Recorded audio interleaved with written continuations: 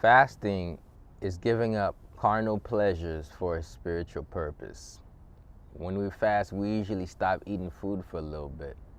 What if we lived a fasted life, which means we gave up our carnal pleasures for a spiritual purpose most of the time, and not just for a spiritual purpose. It starts with the spirit, but the spirit then affects the body, which affects the mind, which affects your life. So then living a fasted life then becomes giving up some of the things that no longer serve you, so that way you can actually prosper in all aspects of your life. So living a fasted life is not about not having fun, but it's actually getting yourself closer to bliss. It's making the decisions that's going to keep you more vital. So living a fasted life doesn't mean you don't get to live it up. Actually, it means that you get to live your best life. Most people associate living their best life with doing all the things that's getting them to their carnal selves. I say living your best life is being spiritually yoked, so that way you actually can really receive the fruits of the Spirit. So keep tapping into this episode of Ed Talks Daily as I talk about living a fasted life. Let's get it. Shout out to everybody.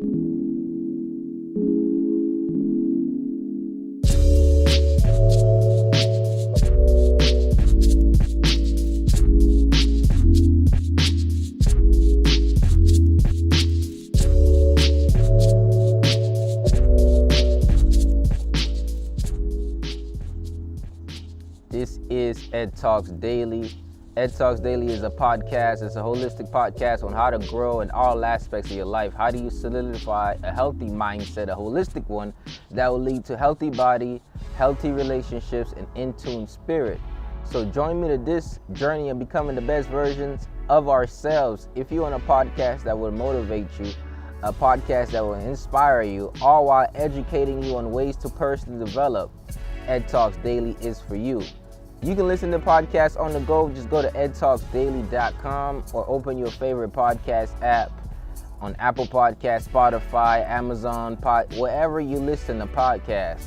This is one of the best podcasts out there. I'm going to be talking about living a fasted life. How many of y'all, you felt your best while fasting? Raise your hand. And if you not able to raise your hand, tap the screen, double tap, leave a comment, virtually raise it, or just say, I concur, I hear you. How many of y'all have literally felt the best when you fasted? How many of y'all have never fasted, but you went a point where you didn't eat and you actually felt like you felt really good, right? Because you did fast. What if your entire life can be a fast? How many of y'all felt so great after letting some stuff go that you felt like you needed, but you found out you didn't need it because you let it go? And you felt so amazing, and you're like, man, this thing had its boot on my head. It had me hold down there. I've been there. I had a point in my life where weed was my thing, ganja. And when I stopped doing it, I was like, yo, I'm high on life. I'm high off of life. And then whenever I went back to it, I was like, yo, this is not it. But something in my mind thought it was it. Living a fasted life is when you realize that your best life is not on the other side of your vices. Your best life is on the other side of taking the advice. Somebody comment that in the chat. My best life is not on the other side of my vices. My best life is actually on the side of taking my advice. Now, a lot of people say, I'm living my best life when they go out and do everything against their life. They say, I'm living my best life when they go out and let everybody use and abuse their body. A lot of people say, I'm living my best life when they go out and eat trash food. And some people do think that they're living their best life. In fact, some people think they're living their best life so much that they don't want to hear what I'm saying. And that's okay, because I got a message, I got a word. A lot of us, we think our best life is on the other side of our demise. I'm letting you to know that the best life is on the other side of your fasted life. And your fasted life is a life where you're not stuck to actually your vices and you're calling it, oh, I'm free. Most people say my indulgence is freedom because they literally chain themselves with their lack of self-control. Okay, and I'm not talking about you. I'm just talking about most people. I'm talking about me at some point in my life. I'm not talking about you're just perfect. But most people say at some point in their lives have said, my indulgence is my freedom. So they do everything that they don't want to do and they call it freedom, literally being enslaved by what they don't want to do. And in order to defend what they don't want to do, they identify with it so they never have to hold themselves accountable. They literally identify with it so they don't have to hold themselves accountable. And because they don't want to hold themselves accountable, they create an identity out of their trauma. Or they create an identity out of their coping. How many of y'all have been there? I've been there, right? I'm not trying to judge nobody here. I'm just trying to let you know there's some point in my life where I had said, that's just me. Why can't you accept me as me? When inside of me, I knew to myself I wasn't accepting myself. I was just creating something so that people can't touch this. Oh, you can't touch this. You can't say nothing about me because you judging me, right? But in reality, I knew I was suffering. I'm not here to baby feed you something to make you feel good. I'm here to tell you the truth, and I'm here to give it to you bitter. Somebody says bitter is good for the heart. Absolutely good for the heart. My best life is not on the other side of my vices, but my best life is on the other side of taking the best advice. Most people are not willing to do so. Most people will run away from the truth. But here's what I'm about to tell you. I'm about to tell you that when you're able to conquer your addictive mind, you're going to be able to grab onto everything that God has in store for you. When you're able to conquer the identity you created out of your trauma, you're going to be able to grab onto all the blessings that God has in store for you. By conquering the stuff that you don't want to deal with, you're actually now going to dictate what you want to deal with. A lot of people are not necessarily doing what they want to do. They're doing what they've been doing because they've been stuck to doing it. And they don't realize that they're enslaved to something you've been doing that you don't want to do. And I'm here to remind you that you have the courage within you. You have the strength within you first to dismantle your identity with the stuff that's bringing scarcity in your life. You've identified so much with certain behaviors right now that is taking away your money, and you're stuck being broke because you're not being a good steward of your money because you're spending too much money on your vices. I've been there. And then yet every single night you pray to God for more money, and God said, what about the money I gave you, son? What about the money I gave you, daughter? Have you taken care of that money? Have you been a good steward? I have been in my life where I asked God to be a millionaire, but then I would take my last $5 and spend it on a nickel bag. I have been at that point where I asked God to make me this person, but then I did the opposite of being that person. Do not go ask God for something and then slap it away with your behavior. That's disrespect. Have you been a good steward? There's one thing. There's. I asked God to be a millionaire, but then I would take my last $5 and spend it on. What in the world? Nickel bag. I have been at that point where I asked God to make me this person, but then I did the opposite of being that person. Do not go ask God for something and then slap it away with your behavior. That's disrespect. Have you been a good steward? There's one thing. What in the world is going on? What in the world? Nickelback. I have been at that point where I asked God to make me this person, but then I did the opposite of being that person. Go ask God for something and then slap it away with your behavior. That's disrespect. Have you been a good steward? There's one. Do not slap away God's blessing with your behavior, asking for more. That's a disrespect. What I mean by that is, a lot of us, we ask God for one thing, but we actually act in a different way. And I just want to remind you not to do that anymore. Okay? I'm going to give you the message raw like it is. Okay? Just like it is. Because here's the thing. Here's the thing, y'all. I wish people thought that I could judge them, because I can't judge you, right? Because every single thing that I be talking about is so real because it's real to me. And the realness of it is you're not really satisfied. You're so not satisfied that you're only doing things because of your unsatisfaction. And because you want to justify your unsatisfaction, you keep doing those things, so you're creating an identity out of it. And once you disidentify with it through fasting, you got to now turn your life into a fasted life, where you now create a culture with your discipline.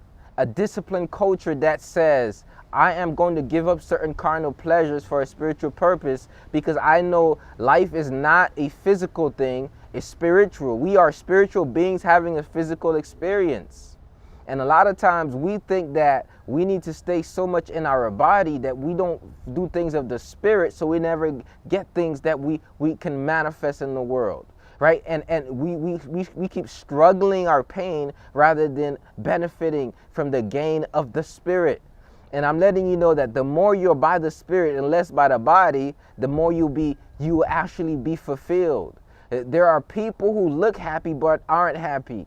They actually put on a happy face, but inside of them they got a sad heart. And I wish I could just come here and tell you things to put a happy face, but then let you go home with a sad heart.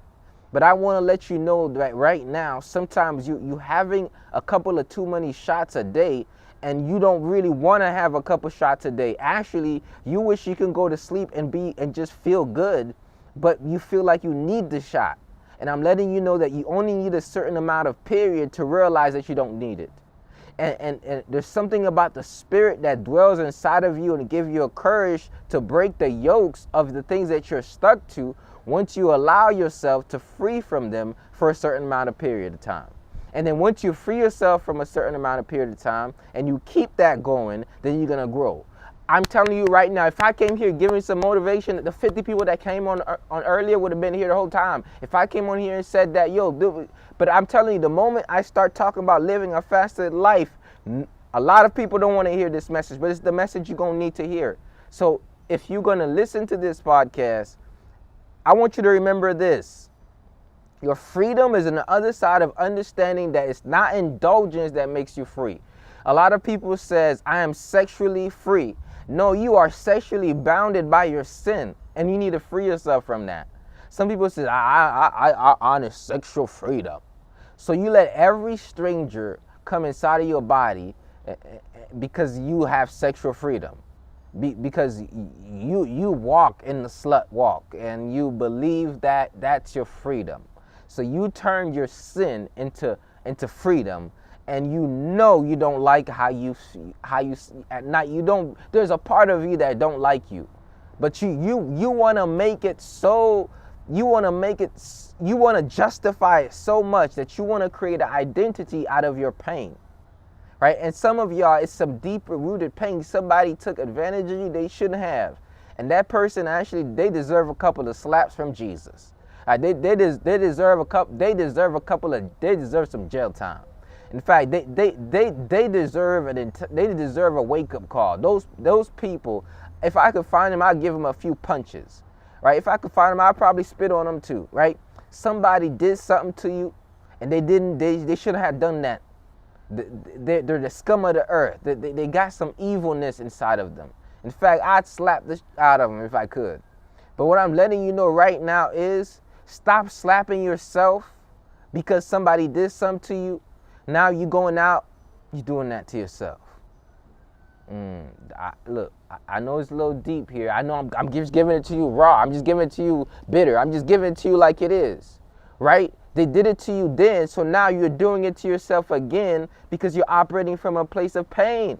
And I'm trying to tell you that it does not benefit you to go and hurt yourself because they didn't take your dignity. They couldn't have. They tried to, but they failed at it. But if you give your dignity away because you thought they took it, then you're going to keep giving it away, and you're going to keep perpetuating the pain. And I'm letting you know right now, when Jesus looks at you, he didn't look at you and says, oh, you're what happened. He said, no, you are what you are, and I am that I am. And because I am that I am, and you are what you are, and you are made in my image, don't let them define you. I want you to find your identity in me. And what I know about you is that you are my daughter. And listen, you are not dirty, you're not toxic, you're not unlovable, you're not unusable, and you're not a toy to be played with. At some point in your life, you got to understand you got to say to yourself, you got to look at yourself in the mirror and say, I am not a toy to be played with, so I'm not going to give people myself as a toy. Living a fasted life is when you stop operating just on the basis of morality, but on the basis of appreciating you as a being. It's when you appreciate yourself, when you honor your temple, you say, I'm going to live a fasted life. And it does not mean that you're perfect. What it means that is you strive for perfection. It does not mean that you're perfect. What it means that you at least seek to be righteous. It does not mean that you do everything right, but it means that you try to do the best things for you. A lot of people think that God is literally trying to put a judgment on you and limit your life. He's literally trying to protect you from all the chaos and pain that come from living a life that's astray. And it's not a question of good or bad. It's a question of the father wants what's best for the daughter. The father wants what's best for the son. The father just wants what's best for you. And you have let the people's judgment stop you from getting God's blessing because you don't see what God does for you as being a blessing.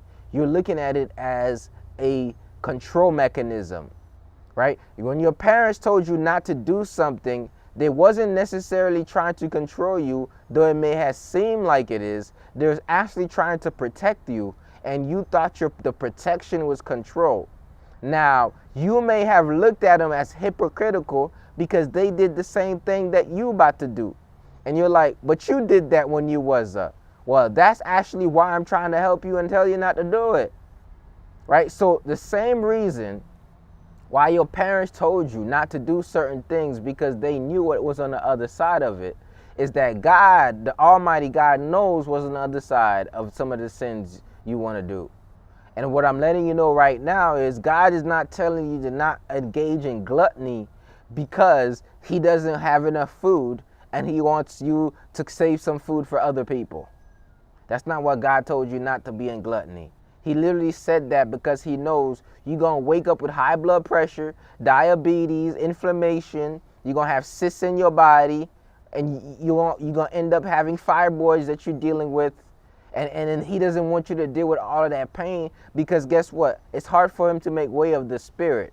But then the word says everything works for the good for those who love the Lord and trust in him. So even if you do go make the mistake, he's going to turn your thing, he's going to turn it around. He's going to flip it around. He's going to turn it over. Okay? Right? And he's going to turn something great into it. But guess what? You got to do what? You got to confess. You got to do what? You got to seek for redemption. You got to do what? You got to change your ways. You got to go and give up your sin. And that's what God does when he switches around, right? So God was looking at me smoking and doing all of this stuff. And he said, listen, I'm actually going to turn your disobedience into a testimony. And I'm going to help people through your story, one, and I'm going to elevate you with it. But even when you mess up, the Creator loves you so much that he says, welcome back home, son. And not only does he slay the fattest calf, but he utilizes your test as a testimony, and he actually puts it on a new coat. But you got to say, the way I've been living has not been serving myself the best purpose, has not been serving my family the best purpose, has not been serving the kingdom of God the best purpose. And then you got to change your ways because there's better for you. People think that God is trying to control you, but God is trying to free you. Your indulgence is not freedom. Your freedom is actually when you're no longer controlled by the puppeteer of your habits, the puppeteer of your dopamine-seeking brain that says, let me get my next fix from my vice. Let me get my next fix from something that's not serving me. So what I'm telling you right now is there is freedom on the other side of being disciplined. And once you can practice discipline for a small period of time, you must then create a habit out of being disciplined. You must then create a habit out of living a fasted life. Living a fasted life is doing long enough something that shows you that there's better, and then keeping that better as a lifestyle. It's the way that you eat. It's the things you accept from yourself. It's the way that you think. It's the media you consume. It's the places that you go. It's what you accept from your relationships. All of this is all about living a fasted life. I'm not trying to judge you. I'm trying to give you the keys to freedom, because I've been enslaved so much, holding the keys to my own freedom, hiding it away, afraid that somebody's going to find out that I have it, yet I'm still not using it. Have you ever been to a point where you know so much about how to free yourself? You know so much about how to get away from the indulgences of your life. You've gotten the keys to health. You've gotten the keys to mental health. You've gotten the keys to physical health. You've gotten the keys to your freedom. Yet you took it and you hid it away underneath the dirt of your resiliency to change. You took the keys of freedom and you hidden away out of the hardness of your heart. You hidden away in your side of your ego, trying to fight other people with the very thing that you need to free yourself from. So because you want to show them that you are not the boss of me, you have relinquished yourself being the boss of yourself. So now you give your freedom to your vices, and the devil's laughing at you. The devil is like, man, look at him. They think you're so free. They think they're so free over there. Oh, you get to do what you want. But every night you don't rejoice yourself to sleep. You cry yourself to sleep, claiming you are free. And you know you're in pain. You know you're suffering, but yet you can't give it up because you feel like you're about to give yourself up. You ain't really giving yourself up. You're giving a part of yourself that was never really for yourself. You're not really giving yourself up. You're giving a part of you that never served you to begin with. You're not giving yourself up. You're giving a part of you that's been hindering you from tapping into the best version of you, and you're not losing yourself. You're losing the dead weight. Look, there are some animals, in order for them to get a new skin, they got to shed off that old new skin. But you know what the word says? The word says that you cannot pour new wine into old wine skins, or it will burst. If you're going to pour new wine, you're going to need new wine skins. You got to shed some skins if you're going to get in that new wine. So you want to get what the best of life have to offer, but you want to keep the same wine skins.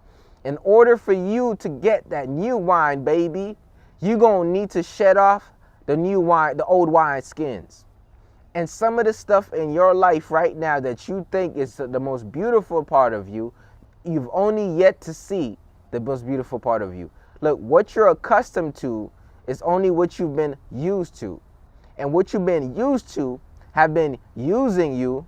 And the moment you let go of what you've been used to, you're going to tap into what was inside of you, and you're going to reveal the utmost beauty that you never found. The caterpillar who's not willing to go through the caterpillar who's not willing to go into the cocoon to become a butterfly will never experience its true beauty and will never evolve to its full potential because it's not willing to go through its metamorphosis. And some of y'all right now, there's a calling for your metamorphosis, but you can't go through the metamorphosis if you're still loving, if you still want to crawl, if you're still loving the crawl. You're like, man, this is what I've always known. I love to crawl. You can't tell me crawling is my superpower. But don't you want to fly? Don't you want to fly? Don't you want the true beauty? Don't you want to fly like a butterfly? Right? Don't you want to soar? Right? Don't you want to really experience more? If you want to experience more and you want to fly, you got to go through that process. It's not that beautiful like you think. It feels like you're eating yourself up. It's going to feel like you're in the dark. It's going to feel a little bit different. Sometimes in order for you to give up the addiction that's been eating you up from the inside, you're going to have to go through a little bit of withdrawal. It's going to feel like you losing your mind. It's part of the process. But guess what? Which losing your mind is worse? The one where you feel as if, man, I can't go through it for a few days? Or the one that you feel as if, man, I can't go without it even for an hour? And you got to do whatever it takes to get to that thing, or else you are so burdened. I'm letting you know right now there's a freedom on the other side, but sometimes you're going to have to go through a little withdrawal period. You're going to have to do some scratching. You're going to have to be hungry for a little bit. You're going to have to not want to, you can't even eat. I can't even eat unless I do that. You're going to have to grow through it. And I need you to find the courage. I need you to find something that's going to help you. That's why when you fast, when you're detoxing, when you're taking herbs, when you're clearing out all these things, that's going to be more effective. Look, go through a little bit of suffering now so you can free yourself from the pain of lifetime suffering. Listen, that money you spend on that 6-pack a day, that money you spend on the cigarettes every single week, that money could be spent for you to go in and see the world, for you to invest and live a life. I'm telling you, that money does add up. I'm telling you, a smoker spends hundreds of thousands of dollars in their lifetime. Some spend millions in their lifetime. And you can literally transform your life if you say, I'm going to make a decision to go through the process no matter how hard it's going to be. You're going to lose some people along the process too. But guess what? God got better people for you. You got better friends. Some of the people you thought was your friends was not your friends. They came because every time they came around you, you had a blunt for them to hit. You had a cigarette to pass to them. You had a beer right next to you. Some of the friends you met in that environment did not come for you. They came for what you gave them, right? Some of the companions you have right now that does not even care about you. They care about what they can get from you, right? They don't actually care of what's inside of you. They just care about when they get inside of you.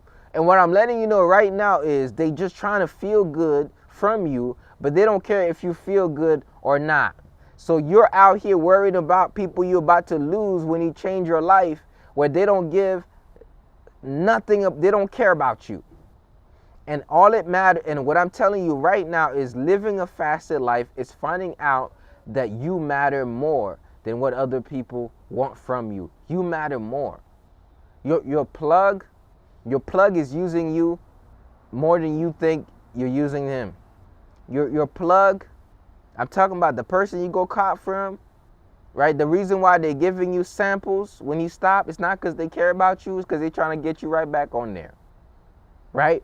They're calling you and texting you not because they care about you, checking on you. They're just checking on how much money you got in your pocket if you're on payday so they can get some of your money, right? And I'm telling you right now, say your money, right? Say your money, say your life. Find out another way. Find out another solution, because living a fasted life is not morality here, but it's freedom. Y'all think I'm trying to save your soul so you can go to heaven. I definitely want you to go to heaven. Literally, I'm trying to help you save your soul so while you're on here, you can experience heaven here, baby. Because some of y'all, life is too hellish for you, right? Life is so unbearable. You got to drown out yourself just to enjoy it. Why not get inside of the ocean of life, baby? Why not go for a swim? Why not relax? Why not chill? Why not go and just be laying down on the beach and just chilling and being okay with chilling? I'm just chilling. I'm just vibing. I don't need no liquor. I'm just chilling. I'm just vibing. I don't need to hit that. I'm just chilling. I'm just vibing. I don't need a dopamine hit. I'm just chilling, right? Why not that? Listen, if you never had that, you can get that. Somebody says, how do I develop the courage? How do I develop the ambition? How do I get the motivation? How do I actually finally get to make this happen? How does this work? What's the process? Listen, sometimes in life, God can do some stuff in our life that we can't do by ourselves. There were parts of my life where I tried to transform myself, but guess what I had to do? I had to say, God, please help me. I tried to do it alone so many times, And I said, God, I need you to help me. I need the courage. I need the strength. I need you to come and wash. I need you to help me. Help me, help me. Help me stay determined. Help me stay in alignment. So sometimes in life, I can give you some motivation. I can give you some fire. I can let the Spirit talk within me. I can give you that. But listen, the courage, the fire you're going to need, that strength, that inner strength, that soul resilience, that thing that's going to help you kick it up a notch, you're going to have to go to God for that. You're going to have to say a prayer to God. You literally going to have to break these strongholds, these yokes with the name of Jesus. You're going to have to pray to God. You're going to have to read your word. You're going to have to stay steadfast, because that's what worked for me, right? That's what helped me break some of those yokes. Some of you, you wish that you never had to grow through that, but God said you had to grow through that because I was about to use that. I literally had to use that. I literally had to use that to transform your life. I literally had to use that so you can help other people transform their lives. I literally had to use that. Listen, my message is stronger now because I'm stronger now. Listen, my message is more relatable now because I went through that. Right? I'm not here giving you something that I read from a self-help book. I tried to help myself so much that God help became my self-help. So now that's how I'm able to help you. Like God's help is not my self-help, because who created the self? It was God. And in the beginning there was the Word, and the Word was God, and the Word was with God. And it is the Word of God that has helped me. So now I am able to help you more. So some of you, you're like, God, why did I have to go through that? Why couldn't you just build me hardwired this way to never go through that? He was like, man, I had to let you grow through that. Not because I made you go through that, but because you went through it yourself. But I knew that in spite of it, I was going to use that to bless you. I was about to create something inside of you. I was about to create a desire inside of you to seek something better for yourself, because now you have now turned your vices into an advice that you give. You have now turned your struggle, you have now into a standard that you live by. You have now turned something you could have slept, walked through and never noticed into something you say, I will no longer accept for my life. Sometimes in life, you got to go through something in your life where you say, I'm not going to live that. I'm not going to endure that. I'm not going to do that to myself, because you had to go through it that way. Sometimes in life, your standards and values come actually not from your great peak moments. It comes from your moments where you fell flat on your face. The moment where you were so shameful that you said, I'm going to live better, I'm going to do better, I'm going to be better, because I don't want that anymore. Sometimes great power comes from great pain.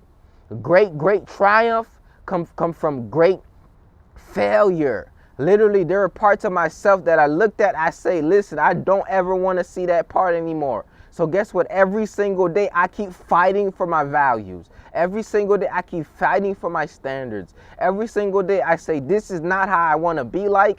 This is how I want to be like. And because I've been like this, I know I don't want to be like this, because I know what comes with this. So I can't be like that. And because I can't be like that, I'm going to fight to be this way. And some people never get there because they never see what's wrong with how they're living, because they never experience the pain of what they're coping with. They always create an identity out of their coping. So they think they're fighting for themselves, but they're fighting for their pain, and they're in pain and they don't even know it. That's why so many people smile their pain away, and they slightly have an idea of they're in pain, but they don't know that they're in pain because they never knew that there's better. And the reason why God is showing you that there's better is because He has better for you. Not only He has better for you, He's going to do better through you. He got something to reveal to you. He got people to empower through you. He got businesses to grow in spite of your pain. He got a message. He has strongholds that He's going to break through in your family. He has healing that He's going to do. And that healing only comes when you saw so much of the self-harm you did to yourself. When you look at yourself and you say, I've inflicted so much scars on myself, and you say, no longer will I inflict these scars, then you stop inflicting scars on your family. Sometimes we're subconsciously taking a knife and we're literally going around and we're literally scratching, we're literally hurting, we're literally slashing the people we love because we're slashing ourselves. We don't even know that we're doing it, but that's what happens when you're operating at a place of pain. A place of pain without knowing that you're going through the pain is so detrimental because you trying to love with a knife. You're trying to love with a knife. You're using the knife to love, and you're trying to use your intellect. You're trying to use your intellect, and your intellect sometimes is a knife, and it is the heart. It is the heart, and the heart does not work like a knife, baby. The heart does not work like a knife, and we don't go around slashing people with our hearts. Our heart covers. Our heart is like a blanket, right? The pericardium, which is the blanket of the heart. The pericardium is a blanket of the heart. And some of us, we're trying to use knives to use blanket situations. And blanket says, listen, I understand that you are cold. Let me cover you up with the unconditional love of God. Let me cover you up with the forgiveness of God. Let me cover you up. And some of you, you're not covering people up. You're trying to cover up your pain by slashing them up, right? By attacking them with logic when you need to love on them with compassion. But you cannot give something that you don't give to yourself to other people. You can't give compassion to people you don't have compassion for yourself. You can't give compassion to people when you don't have compassion for yourself. And compassion comes from forgiveness. Compassion comes from understanding that there's something to be forgiven. There are so many people in their sin and they're calling it their freedom. And they do it not because they're bad people, but because they're trying to judge.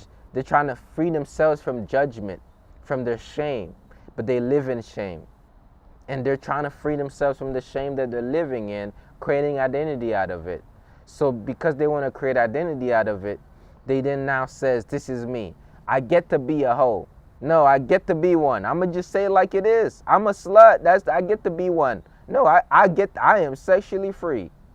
But you know you want to go home to a husband, right? But you taking everybody else her man, but that's not your man's. Right? That's why when the woman came to the well and it was talking to Jesus and she was like, oh, Jesus like, man, who you came from? Your husband? Just like, he was like, nah, I don't have a husband. Just like, you right, you don't. The last few ones wasn't yours either. Jesus didn't sip no tea, but I'm sure he was trying to sip some water. But Jesus was just like, oh yeah, but if you drink from my well, you so thirsty, you drinking from everybody else's well. And you taking everybody else's water. You thirsty as hell. You going to everybody else's husband drinking from their well. But when you drink from my well, you ain't never going to thirst again. Right? And while most people would not talk to this, in fact, they would stone this woman, Jesus let this woman, why? Come on now. Why? Because the unconditional love of Jesus says, I know what you've been doing. Don't come here trying to lie to me. Don't come here trying to pretend.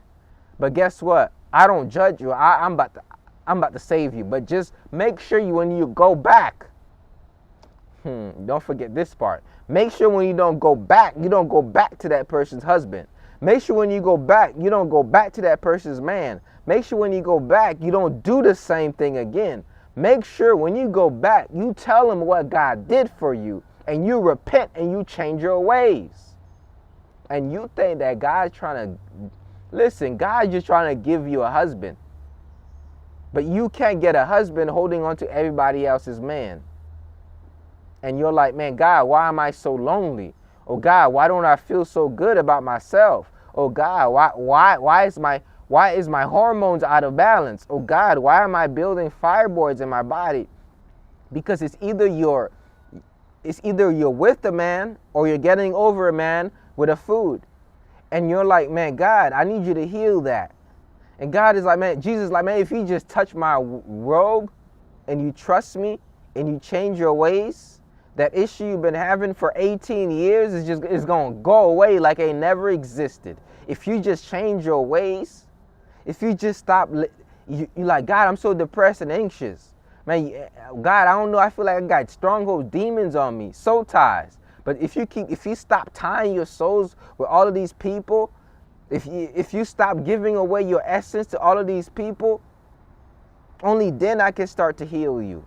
So yeah, you're reaching out for the robe, but you got to go change your behavior. You got to change your action. You got to change the way that you're living, the way that you're eating, the way that you're thinking, the way that you're treating yourself, the way that you honor your temple or lack thereof. Because it is in the honoring of your temple that you honor God. It is in the honoring of your temple that you bring honor to the Creator. It is in the honoring of your temple that you bring vitality and health to that temple.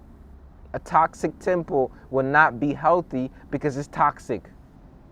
And the moment that you say, God, come inside of me, wash my heart, the moment you say, I need that strength to make the change, I need the strength to disidentify myself with the identity of scarcity, with the identity of sin, with the identity of the culture, your life is going to change.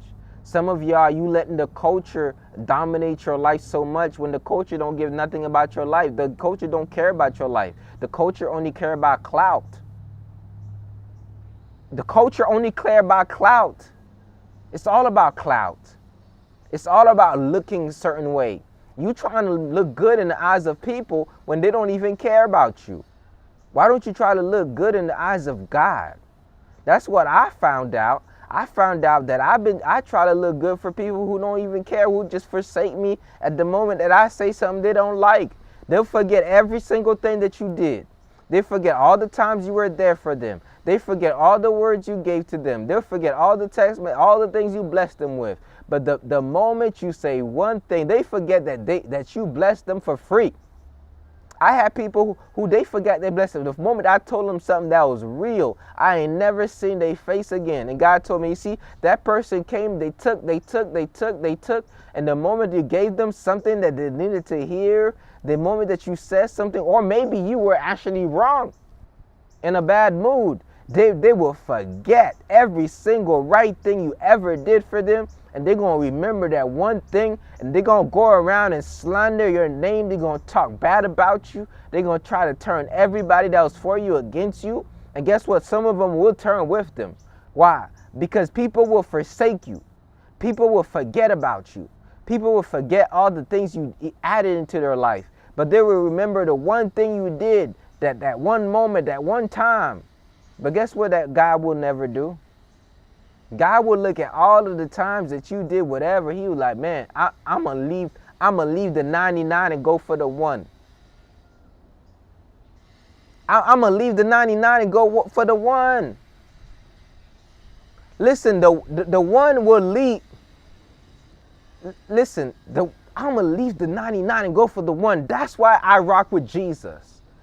That's why I be talking about God so much, because people will keep forsaking you. People will keep forgetting all the things you did for them and ask for nothing in return. Listen, I've had people, let me give you an example. I'm a healer, right? I've had people who I've been on the phone with for free. Over and over. I'll give you a free call. I'll be there for you. I let them in my program for free. I bless them for free. And then they showed up with bad internet.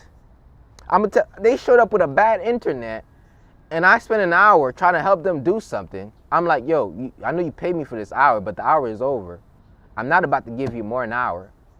So now, that person said, I'm never going to mess with you again because my internet was messed up and I couldn't get the result I went. I'll be like, how about all the other free hours and the free stuff I gave you?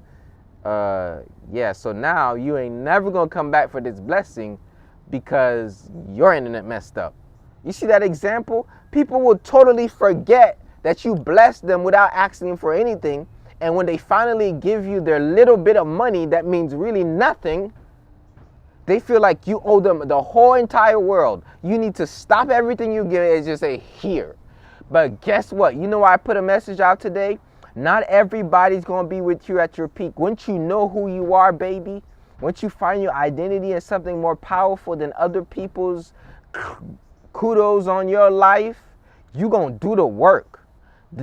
Look, what's going to be different? Look, the only difference that's going to be between where you at right now and where you're at 5 years from now is that they're not going to be there.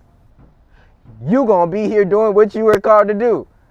So I really look, I'm amazed when somebody think that you leaving, you not rocking with me no more, you not watching my stuff no more, you not liking or serving, or like you think that's gonna affect me. I'm still gonna show up and bless people with my gift. I'm still gonna show up. You just not here. You just not getting this blessing. You just not getting this anointing. You just not getting this motivation. You gonna go talk bad to people about me. Oh, Ed did this, Ed did that. And I am amazed by the people who come around me, and you went through your struggle, you went through your depression, you went through your anxiety, and I spoke to you, I put life into your life. I was there for you. But the moment I go through my stuff, the moment I'm going through it, I didn't text you back. I didn't call you back. I didn't do something for you. Oh my goodness, this person is so bad. How about all the others? Oh, can I not go through something? Can I not go through it? Can I not be unresponsive? Can I not text you back? Do I owe you a text back? Do I owe you a call back? Do I owe you to be there for you? Do I need to be there? Am I God? I'm not God. Get away from me with that. Don't let anybody try to make you, first of all, I am not God. Don't expect me to, I don't need to be there for you if I can't be there for myself. So don't let nobody make you feel like they got a monopoly on your time. They got a I don't care how much you pay me. You don't own me. Nobody's going to own me. I don't care how much money you give me.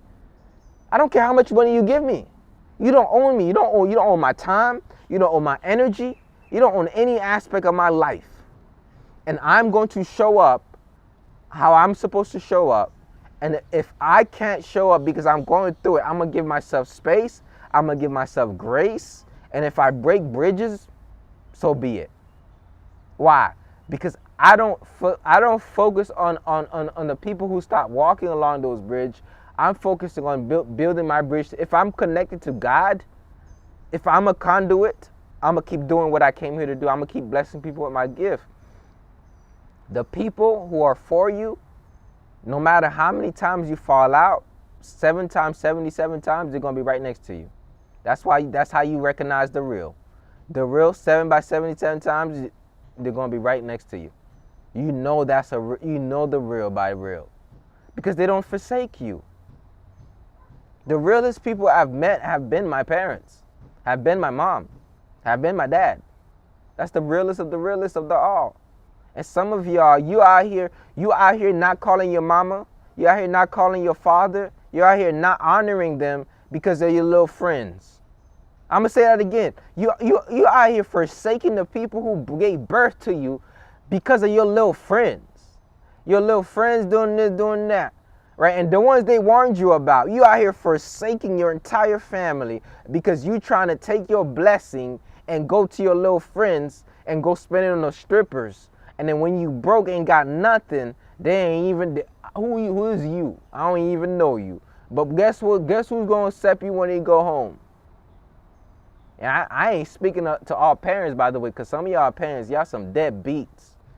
And y'all need some Jesus. Because I don't know how you do that to your kids. I'm just going to keep it real. Some of y'all need to fix y'all need to go to Jesus. Y'all need to ask Jesus, because if you can't take care of your seed, and let me talk to the parents. If you can't take care of your seed and you asking God to bless you, God's like, bro, I gave you the first seed and you couldn't even take care of that. And you want me to do what? What you trying to build what? You trying to help? How about this seed that actually came outside of you? Like you a father and you ain't even taking responsibility for that, and you want me to do what? Guys like, man, don't disrespect me like that, bruh. Like go talk to your son, bruh. Well, you talking about shame? Oh yeah, you shameful. Oh, you talking about the mom. The mom's in the way. I don't care what you need to do. I don't care if you need to take that mom to court. Take that mom to court to see your son. And some of you mothers, right?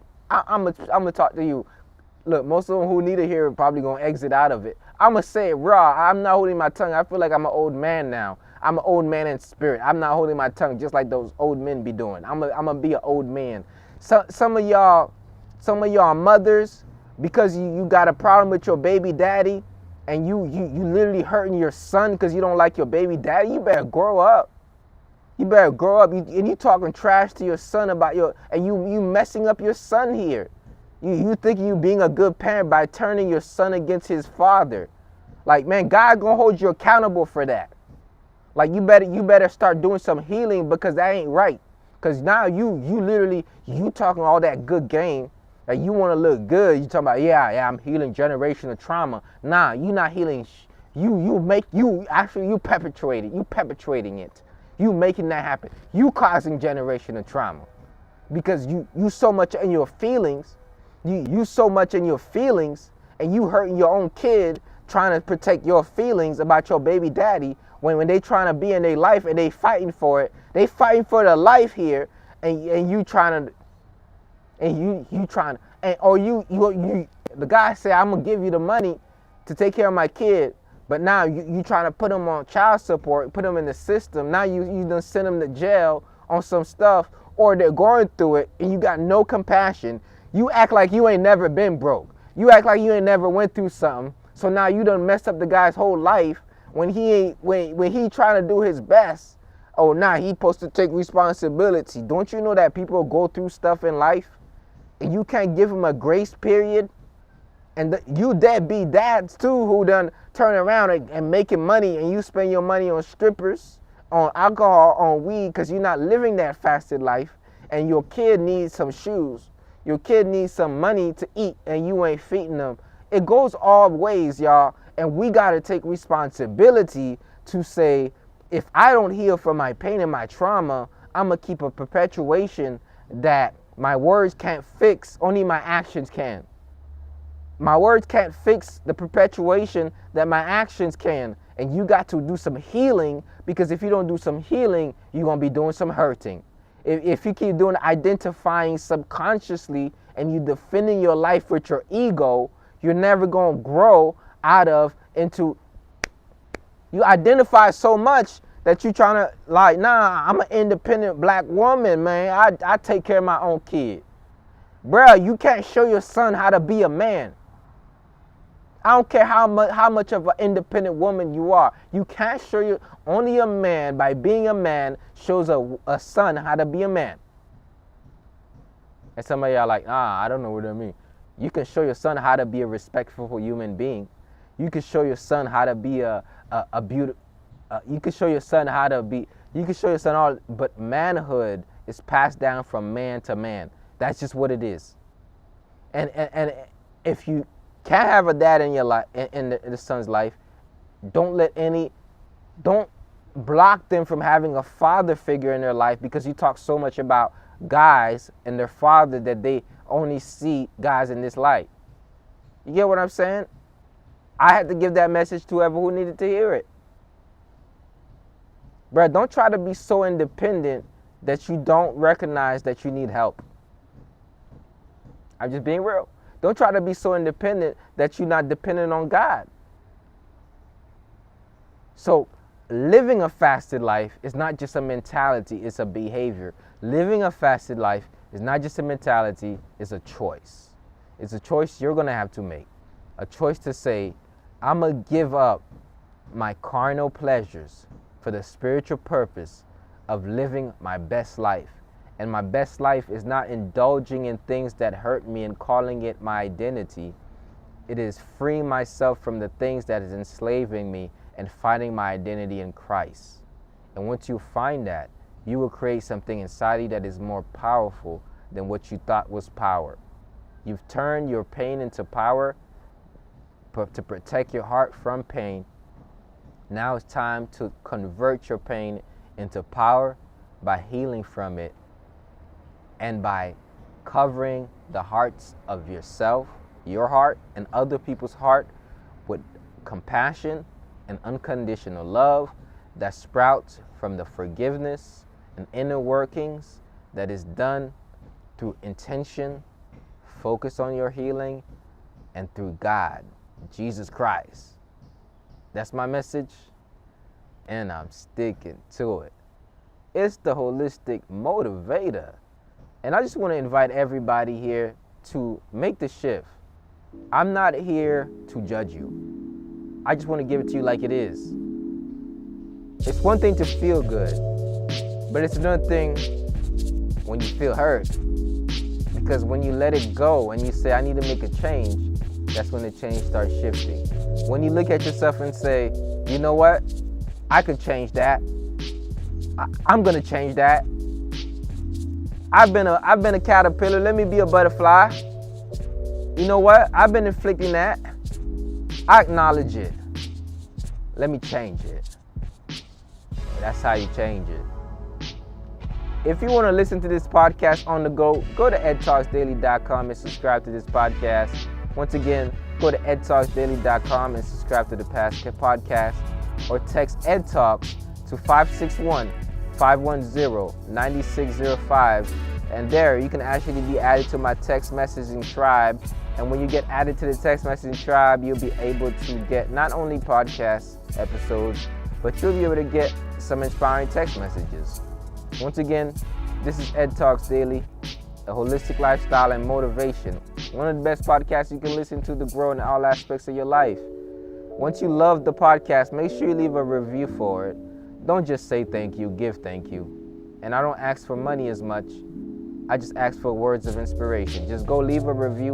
That's going to spread the podcast. Go to edtalksdaily.com/reviews and leave a review.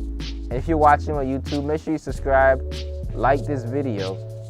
Once you like and share this video, you also show your support. Comment below this video. Don't just watch it and leave. That's how you take and don't give. The law of reciprocity says, I'm going to listen, but I'm going to bless. Bless. Comment. It's that simple. That's my message, and I'm sticking to it. Peace.